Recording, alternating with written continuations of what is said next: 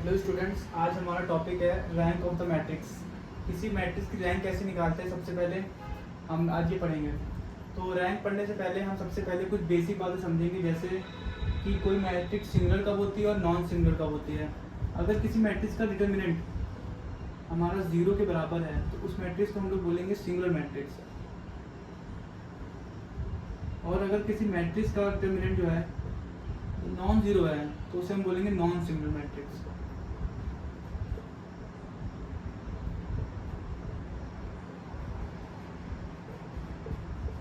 ये दोनों बात बहुत इंपॉर्टेंट है। सबसे पहले रैंक निकालने से पहले हमें ये आना चाहिए, अगर किसी भी मैट्रिक्स की जो डिटर्मिनेंट है वो 0 है तो और वो सिंगुलर है तो कभी भी इसकी रैंक नहीं आएगी, कभी इस मैट्रिक्स की रैंक नहीं निकाल सकते हैं। और अगर मैट्रिक्स हमारी नॉन सिंगुलर है तो हम इसकी रैंक निकाल सकते हैं हमेशा। तो रैंक क्या होती है, हमें सबसे पहले रैंक समझना पड़ेगा। रैंक होती क्या है? रैंक होता है नंबर ऑफ लीनियरली इंडिपेंडेंट रोज और कॉलम इन अ मैट्रिक्स। जैसे यहाँ पे वर्ड आ रहा है लीनियरली इंडिपेंडेंट और एक होता है लीनियरली डिपेंडेंट। तो ये दोनों चीजें हम अपने आने वाले लेक्चर में समझेंगे। आज हम बस इसकी डेफिनेशन देखते हैं। रैंक मतलब क्या होता है? Number of linearly independent rows and number of linearly independent columns in a matrix is called rank. और ये बात पढ़ी हमने, डिटर्मिनेंट अगर 0 है तो रैंक नहीं आएगी, अगर डिटर्मिनेंट हमारा नॉन 0 है तो उसकी रैंक आएगी। तो हम एक एग्जाम्पल लेते हैं, एग्जाम्पल समझते हैं तो हमें एकदम क्लियर हो जाएगा। एग्जाम्पल लेते हैं, जैसे हम लोग 1 2 1 3 3 0 एंड 5 0 0। सबसे पहले हमारे पास अगर 3x3 की एक मैट्रिक्स दी गई है, सबसे पहले हम इसको क्या निकालेंगे, चेक करेंगे हम ये मैट्रिक्स क्या है, हमारी सिंगुलर है कि नहीं है। अगर ये मैट्रिक्स हमारी सिंगुलर आ गई तो इसकी रैंक नहीं आएगी। अगर ये मैट्रिक्स हमारी नॉन सिंगुलर है तो जो इसका ऑर्डर होगा वही इसकी रैंक हो जाएगी। एग्जाम्पल, जैसे इसका ऑर्डर हमारा 3x3 का है तो इसकी जो रैंक होगी वो 3 आ जाएंगी। यहाँ पे देखते हैं, जैसे हम इसको से पहले इसका निकालेंगे, डिटर्मिनेंट निकालते हैं। ये लिया, एलिमिनेट कर दिया, यहाँ पे आ गया 3 × 0 - 0 -3 0 + 5 0 -3। यहाँ पे आया 0 - 0 -15। हम यहाँ पे देख रहे हैं जैसे इसका डिटर्मिनेंट है वो हमारा आ रहा है -15। इट मीन्स इसका जो डिटर्मिनेंट है वो 0 के बराबर नहीं है। इसका मतलब हमारी मैट्रिक्स की कैसी है? नॉन सिंगुलर मैट्रिक्स है।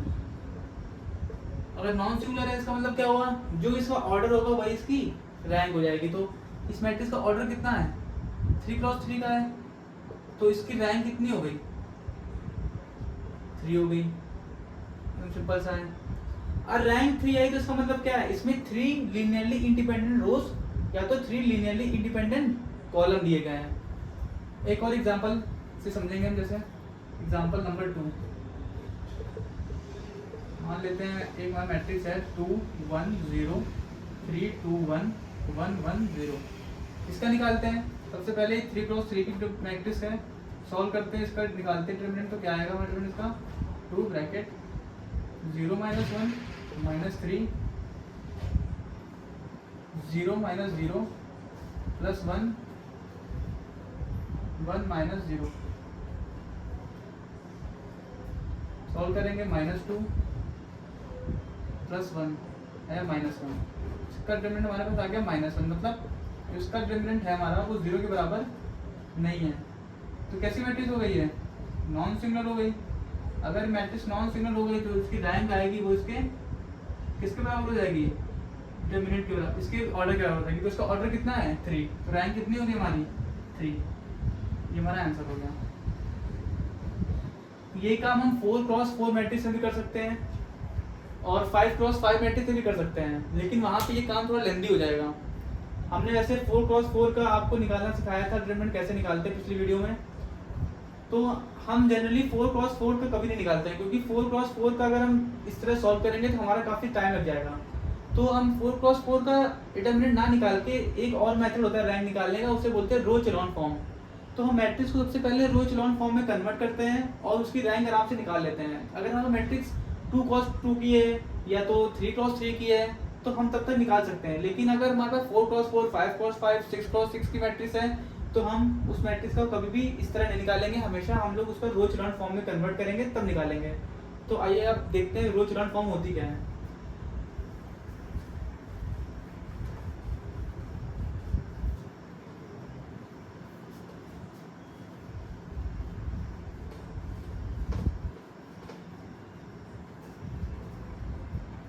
देखते हैं रो echelon form.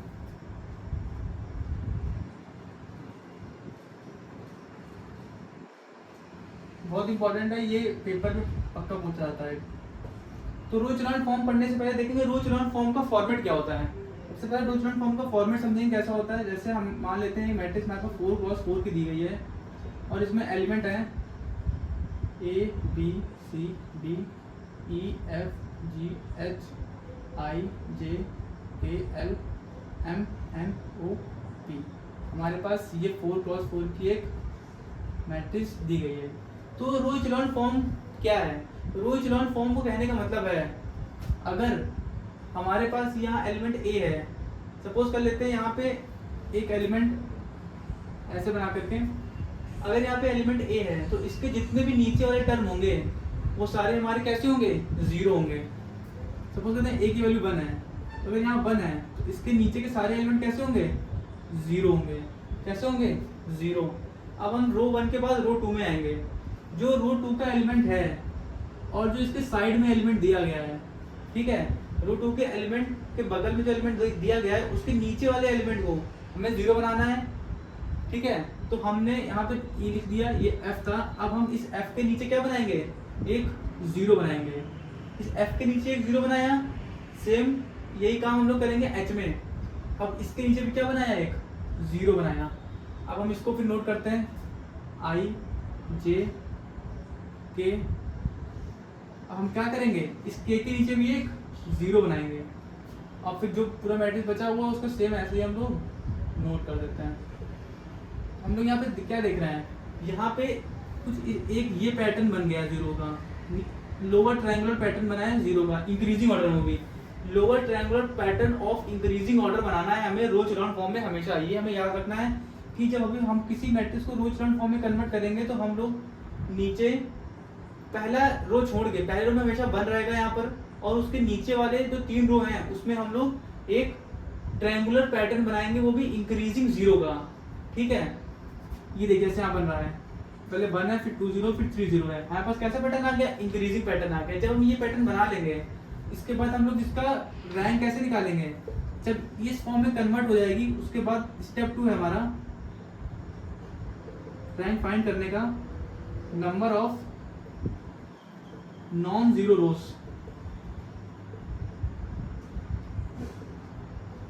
Is called rank. जैसे यहाँ पे नंबर ऑफ नॉन जीरो मतलब क्या होगा? जिस रो में अगर 0 प्रेजेंट है तो वो हमारा काउंट होगा। जैसे इस रो में ये नॉन जीरो है, एक नॉन जीरो रो, 2 नॉन जीरो, 3 और एक 4, तो इस वाले मैट्रिक्स की रैंक कितनी निकल आई हमारी? रैंक का सिंबल होता है row of A equal to 4। अगर सपोज करते 5x5 की एक मैट्रिक्स होती, मान लेते हैं 5x5 की मैट्रिक्स होती है और ये रो एचेलॉन फॉर्म में हमने कन्वर्ट मान लो कर लिया होता है। जैसे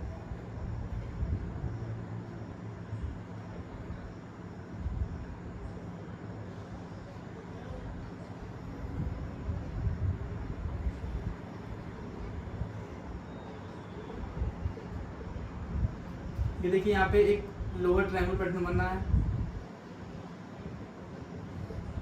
दिख रहा है हमें, एक लोअर ट्रायंगल पैटर्न बनना है यहाँ पे। पर इसकी जो रैंक आएगी, रैंक ऑफ ए मान लेते हैं, तो नंबर ऑफ नॉन जीरो रोज, तो ये रो 0 है तो इस रो पूरी रो 0 है तो उसको भी काउंट नहीं करेंगे, इसको छोड़ देंगे। यहाँ से काउंट करेंगे एक row number of non zero rows, फिर नंबर ऑफ ये दूसरी नॉन जीरो रोज, फिर तीसरी चौथी, तो इसकी रैंक भी कितनी हो जाएगी? 4। इसका मतलब जरूरी नहीं है कि 5x5 मैट्रिक्स दी गई तो उसकी रैंक 5 ही आए, 4 भी आ सकती है। इस यहाँ पे एग्जाम्पल दे सकते हैं। तो एग्जाम्पल करते हैं बढ़िया सा, थोड़ा करते हैं, समझ में आ गया ये बात।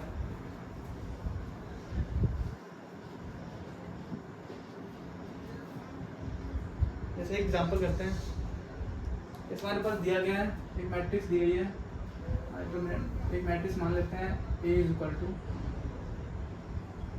एग्जाम्पल लेते हैं 1 0 0 0 1 0 0 2 0 और 0 0 2। हमारे पास ये मैट्रिक्स दी गई है। सबसे पहला काम क्या है हमारा, इस 1 के सारे नीचे 0 बनाना। तो हमने देखा इस 1 के दोनों के नीचे 0 दिया गया, इसका मतलब हमारा काम इजी होगा यहाँ पे। अब यहाँ 0 नहीं बनाना है। जस्ट इसके बगल में देखा दिया है 1 के नीचे हमें क्या बनाना था, 0 बनाना था। तो 1 के नीचे भी 0 दिया गया है, तो हमें कुछ नहीं करना। हमने देखा यहाँ पे लोअर ट्रायंगुलर पैटर्न बनना है, वो भी इंक्रीजिंग ऑर्डर का, हमें कुछ करना ही नहीं पड़ा।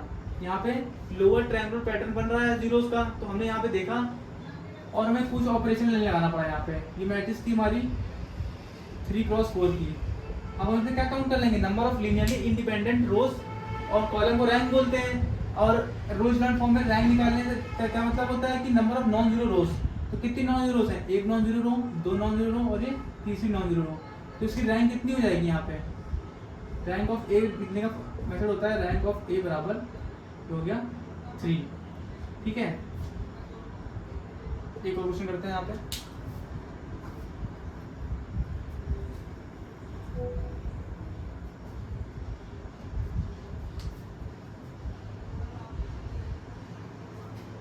वन 2 1 0 2 1 3 1 1 1 2 1 3 1 2 0। हमारे पास कुछ ऐसा एक दिया गया है। तो हमारा सबसे पहला स्टेप क्या है, हमको यहाँ यहाँ और यहाँ 0 बनाना है। तो यहाँ 0 बनाने के लिए क्या करेंगे, हम कौन सा ऑपरेशन लगाएंगे। यहाँ 0 बनाने के लिए हम सबसे पहले रो 2 में क्या करेंगे, रो 2 माइनस 2 टाइम्स ऑफ रो 1 करके पहले ऑपरेशन लगाएंगे, जिससे कि यहाँ पे 0 बन जाएगा। तो क्या आया यहाँ पे, इस पॉइंट पे आया, यहाँ पे ऊपर तो सेम ही रहेगा। यहाँ पे आया रो 2 में हमने क्या किया, रो 2 माइनस 2 रो 1 किया, यहाँ 0 हो गया। यहाँ पे क्या होगा 1 माइनस 4 माइनस 3, यहाँ पे क्या होगा 1 माइनस 2 माइनस 1, यहाँ पे क्या होगा 1 माइनस 6 माइनस 5 और नीचे एज उतार दिया इसको। अब हमें यहाँ बनाना है 0, तो हम क्या करें, रो 3 में रो 1 को माइनस करा दें। तो यहाँ पे स्टेप क्या आएगा, रो 3 में रो 3 माइनस रो 1 करा दिया। तो अब यहाँ पे क्या आया, यहाँ पे आया 1 2 1 3 0 माइनस 3 माइनस 1 माइनस 5 और यहाँ पे माइनस कराया था 0 1 और यहाँ 2 माइनस 1 1 2 माइनस 3 माइनस 1 और इसको सेम उतार दिया नीचे। अब हमने देखा यहाँ सब में 0 बन गया। अब हमारा दूसरा स्टेप क्या है, इंक्रीजिंग ऑर्डर बनाना है। तो इसके सामने ही बनाना पड़ेगा इंक्रीजिंग ऑर्डर के लिए, जिससे कि लोअर ट्रायंगुलर पैटर्न बन जाए। तो इसका मतलब हमें यहाँ भी क्या बनाना है 0। तो हम अब ऑपरेशन करेंगे रो 3 में। रो 3 में हम क्या करें, row 3 times of row 3 plus row 2 कर दें, जिससे कि यहाँ 0 बन जाएगा। देखते हैं क्या आया, इस स्टेप में हमारे पास आया, ये तो सेम कर जाएगा जो ऊपर दिया गया है 1 2 1 3, फिर दिया जाएगा 0 माइनस 3 माइनस 1 माइनस 5 और यहाँ 0, यहाँ 3 प्लस रो 2 0, यहाँ 3 प्लस 3 माइनस 1 हो जाएगा 2, यहाँ जाएगा माइनस 3 माइनस 5 माइनस 8 और यहाँ हो गया 0 1 1 0। ठीक है, अब हमें 0 कहाँ बनाना है, इस पॉइंट पे बनाना है, और जिससे कि यहाँ पे एक इंक्रीजिंग पैटर्न बन जाएगा। मतलब इस इधर बनाना है, तो इधर 0 बनाना है और हमें इधर बनाना है 0। तो यहाँ बनाते हैं 0। यहाँ 0 बनाने के लिए क्या करेंगे, हम रो 4 में क्या कर देंगे, रो 4 माइनस रो 4 3 रो 4 प्लस रो 2 कर देंगे यहाँ पे भी। तो यहाँ पे हमारे पास आ जाएगा 1 2 1 3 0 माइनस 3 माइनस 1 माइनस 5 और 0 0 2 minus 8, 3 times of row 4 plus row 2 0, यहाँ पे किया 3 प्लस माइनस 3 0, यहाँ किया 3 और यहाँ पे 3 आया, 3 प्लस 3 माइनस 1 2 और यहाँ पे आया 0। ठीक है, अब हमारे पास केवल यहाँ पर आना है 0 और हमारे पास सारा 0 बन चुका है। तो हम रो 4 में रो 3 को करा दें माइनस, तो रो 4 में अगर रो 4 माइनस रो 3 करा दें, अगर कहीं छोटी मोटी गलती हो तो आप लोग देख लीजिएगा। तो यहाँ पे हमारे पास क्या आएगा, हमारे पास यहाँ पे मैट्रिक्स बनेगी 1 2 1 3 0 माइनस 3 माइनस 1 माइनस 5 0 0 2 माइनस 8। हमने क्या कराया, रो 4 में रो यहाँ 0 रहेगा, यहाँ भी 0 रहेगा, माइनस रहेगा 0 रहेगा, यहाँ 8 हो जाएगा। हमारे पास ये 4 और 4 की थी। अब हम यहाँ पे क्या देख रहे हैं, हमारे पास एक इंक्रीजिंग पैटर्न का ट्रायंगुलर पैटर्न बन गया है। इंक्रीजिंग जीरोस का लोअर